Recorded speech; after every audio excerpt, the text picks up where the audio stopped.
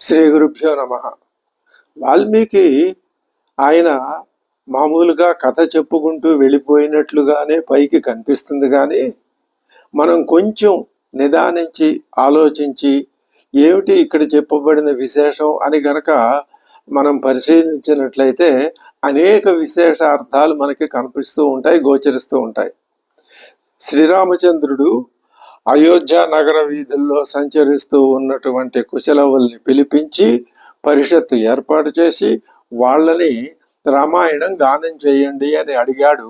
వాళ్ళు మధురమైన కంఠంతో రాగ సంయుక్తంగా తంత్రి లయబద్ధంగా రామాయణాన్ని గానం చేస్తున్నారు.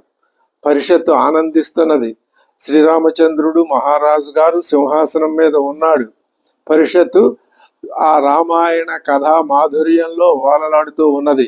ఆ రామచంద్రుడు ఎప్పుడు ఆ సింహాసనం మీద నుంచి కిందకి దిగి వచ్చాడో, వచ్చి తాను కూడా ఆ పరిషత్తులో ఒకడై కూర్చుని ఆ కథ వింటున్నాడో ఆశ్చర్యంగా ఉంది అన్నాడు.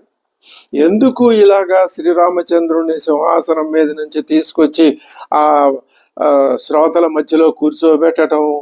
దాంట్లో అంతరార్థం ఏమి అంటే, ఆయన ఎప్పుడు శ్రోతలు అంటే ఇక్కడ సమస్త ప్రాణికోటి అని గనక మనం అర్థం తీసుకుంటే శ్రీరాముడు ఎప్పుడూ ప్రాణికోటిలోనే ఉన్నాడు. అంతే తప్ప ఈ భూమిని, ఈ లోకాల్ని, ఈ జగత్తుని సృష్టించి ఆయన ఎక్కడో కూర్చున్నాడు అని అనుకోవటానికి అవకాశం లేదు.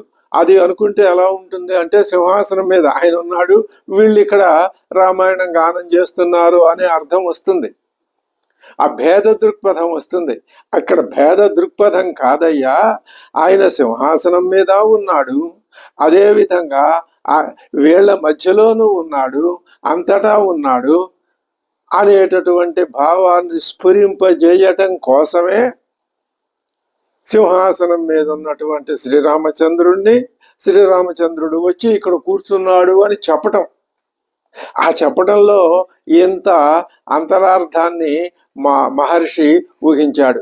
దీన్ని బట్టి ఇంకొక విశేషం కూడా ఉంది. శ్రీరామచంద్రుడు తన కథని తానే, తన పుత్రులు పాడుతూ ఉండగా వింటున్నాడు.